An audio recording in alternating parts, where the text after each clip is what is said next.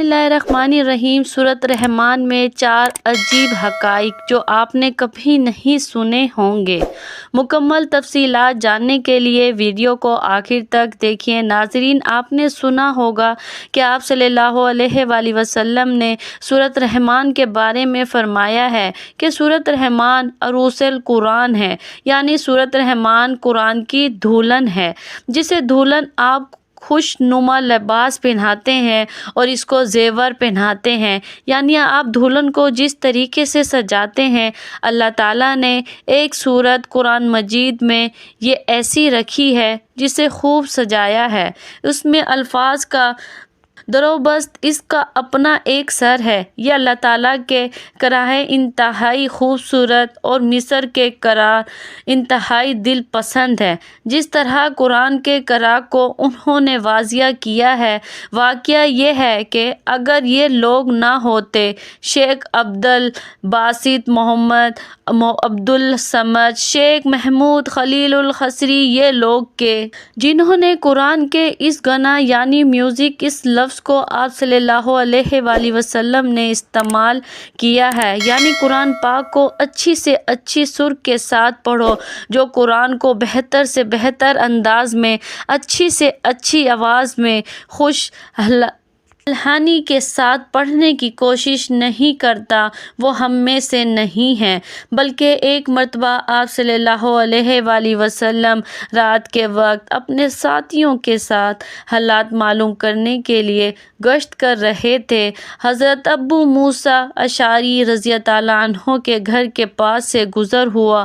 وہ رات کو تہجد پڑھ رہے تھے، کھڑے ہوئے کیف کے عالم میں قرآن پاک کی تلاوت کر رہے تھے۔ آپ صلی اللہ علیہ وآلہ وسلم کو ان کی قرات بہت پسند آئی، کافی دیر تک وہاں کھڑے سنتے رہے۔ اب انہیں کیا پتا کون سن رہا ہے، وہ اپنی کیفیت میں نماز تہجد میں قرآن کی تلاوت کر رہے تھے، اور ظاہر بات ہے ان کے گھر ایکڑوں میں بنے ہوئے نہیں تھے، ایک کمرہ ایک ایک حجرہ ایسے ہی تو گھر تھے۔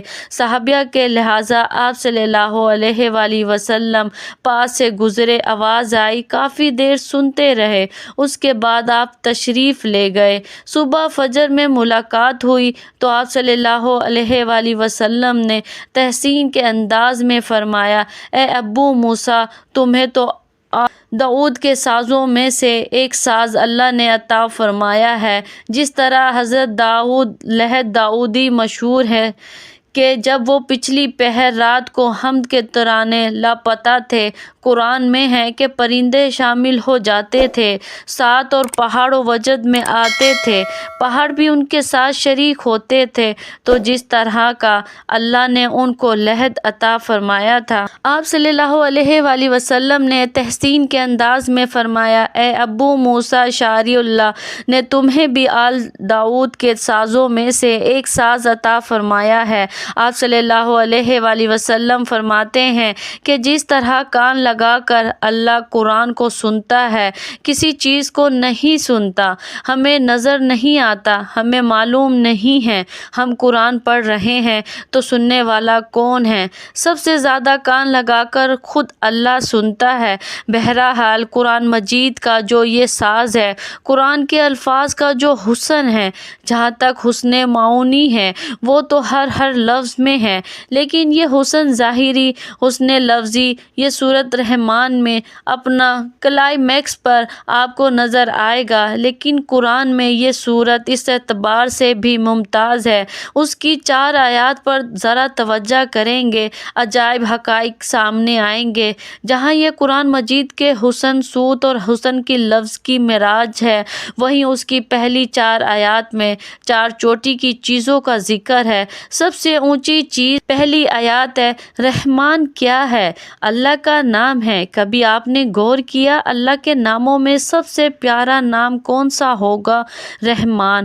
کیوں؟ اس کا معطا کیا ہے؟ رحمت۔ ہمیں سب سے بڑھ کر جس چیز کی ضرورت ہے وہ ہے رحمت خداوندی۔ آپ صلی اللہ علیہ وآلہ وسلم فرماتے ہیں، کوئی شخص جنت میں مرجد اپنے عمل کی بنیاد پر داخل نہیں ہو سکے گا جب تک کہ رحمت خداوندی دستگیری نہ کرے۔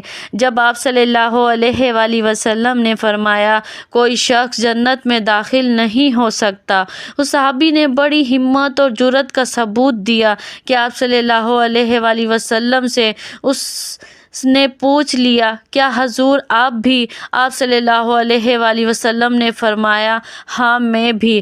آپ اندازہ کیجئے کہ اگر حضرت محمد صلی اللہ علیہ وآلہ وسلم بھی رحمت خداوندی کے ضرورت مند ہوں تو ہماری تو سب سے بڑی ضرورت رحمت خداوندی ہے۔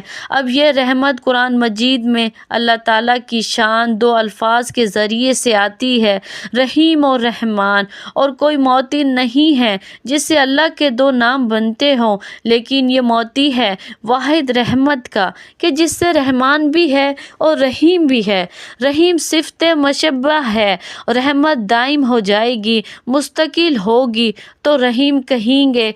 رحمان میں وہ شان ہے کہ جسے ٹھاٹے مارتا ہوا سمندر ہو یا ہیجان کی کیفیت، طوفانی کیفیت، رحمت خداوندی کا طوفانی جوش، وہ ہے رحمان۔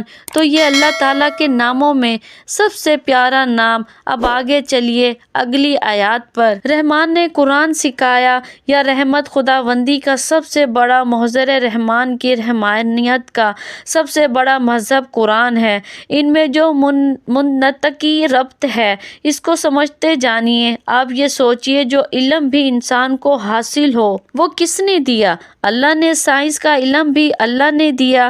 ترجمہ وہ علم اعظم جو حضرت آدم علیہ السلام کو دے گیا تھا، اصل میں یہ اسی کا ظہور ہے جو ہو رہی ہے اور ہوتی رہے گی۔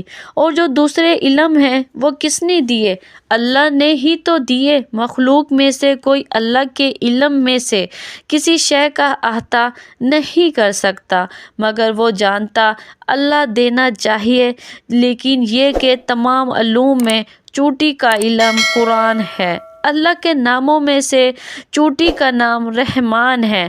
اللہ نے جو کچھ انسان کو سکھایا اس میں چوٹی کا علم قرآن کو پیدا فرمایا۔ اب اگلی آیات میں یہ بتایا گیا کہ حیوانات کو کس نے پیدا فرمایا، آسمان کس نے پیدا کیے، زمین، فرشتے کس نے پیدا کیے، یعنی خلق انسان اس کی تمام مخلوقات میں اس کی تخلیق کی معراج، اس کے تخلیق کا نقطہ عروج انسان ہے۔ یہ ہے کہ جو مسجود ملائک بنا ہے تو تخلیق میں سب سے اونچی تخلیق انسان کی ہے۔ علموں میں سب سے اونچا علم قرآن کا، اللہ کے ناموں میں سب سے اونچا نام رحمان کا ہے۔ ناظرین ویڈیو پسند آئے تو لائک ضرور کیجیے گا۔ اللہ تعالی ہم سب کا حامی اور ناصر ہو، آمین۔ کمنٹس باکس میں ایک لائن اللہ کی ذات پاک کے لیے لازمی ٹائپ کریں۔